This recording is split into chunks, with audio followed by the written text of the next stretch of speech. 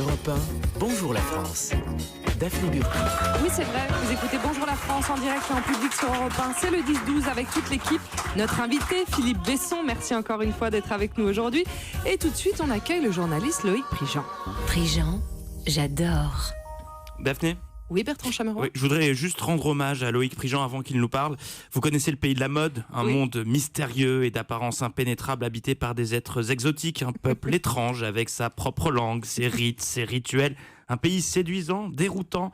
La mode peut être dangereuse et même fatale pour ceux qui s'y approchent, mais il est un homme, explorateur des temps modernes, qui est prêt à s'aventurer dans le monde impitoyable de la mode, le plus breton des aventuriers. Son nom, Indiana Prigent. Oui. Des catwalks au froid polaire, des défilés automne-hiver, Indiana Prigent est prêt à tout pour nous rapporter et faire comprendre les trésors mystérieux du pays de la mode. Et aujourd'hui, c'est le Graal secret du style, l'arche perdue du prêt-à-porter, la pierre de Rosette du runway que nous apporte Indiana Prigent. Oui, je vous explique, il y a un huissier, vous pouvez le voir sur Europe1.fr, c'est un huissier de justice, c'est sûr, qui vient d'entrer dans le studio avec cet objet. Le public a du mal à retenir son souffle, je vois. On est en train d'ouvrir le caisson et qu'est-ce que c'est ? Qu'est-ce que c'est, Loïc ? C'est le Vogue américain de septembre. Wow. September issue. Avec des tas de post-it. September issue. The September fucking issue.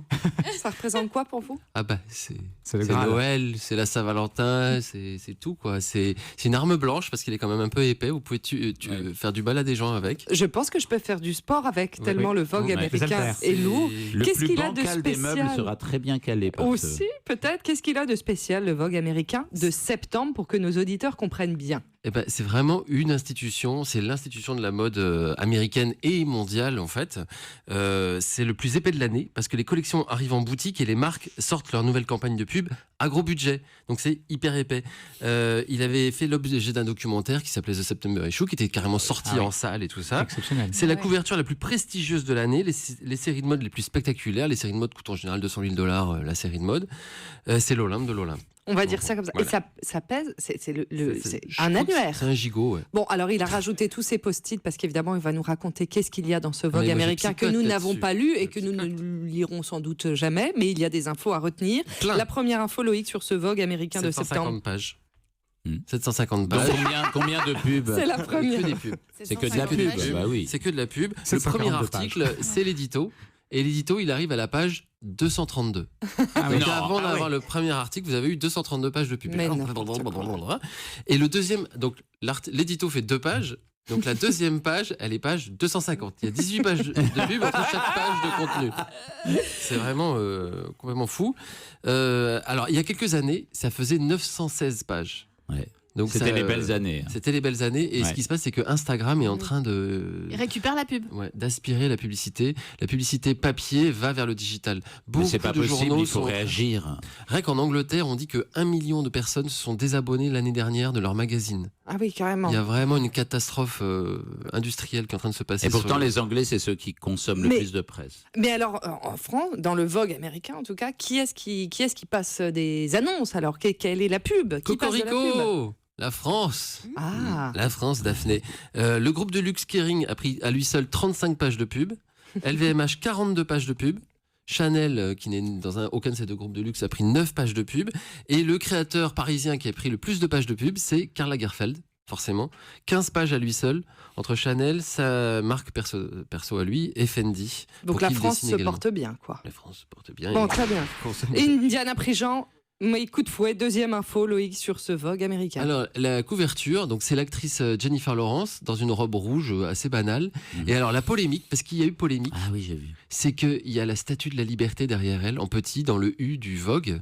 Et en fait, le site Breitbart, qui est un site proche de Donald Trump, a Ouais. dit que c'était scandaleux parce que c'était une référence à l'immigration forcenée de ces salauds de gauche. D'accord. Donc Voilà. c'est- C'était Ouais. le site dirigé par Steve Bannon avant. Voilà, donc des gens très très sympathiques et très très constructifs, on va dire, Oui. qui donc ont dit que c'était scandaleux de mettre la statue de la liberté. On en est là. D'accord. Une On en est couverture là aux donc finalement États-Unis. très politique. Oui, Bien. voilà. Et Alors- à l'intérieur, il y a une interview de Chelsea Manning, vous savez, le lanceur d'alerte trans, enfin, il faut dire la Qui s'appelait lanceuse d'alerte Bradley, oui, trans, avant. qui pose en bikini, en monokini sur la plage. par Annie Leibovitz. Un numéro hyper politique, ce Vogue américain. Très bien. Ouh, mon Dieu, c'est coudoué. Troisième et dernière info de ce Vogue américain, Loïc. En fait, la mode, parce que c'est censé parler de mode. C'est ça, en fait, on n'y est toujours journal. Alors, en fait, il n'y a que 56 pages de série de mode. C'est Sur ridicule. 750. Sur 750 pages.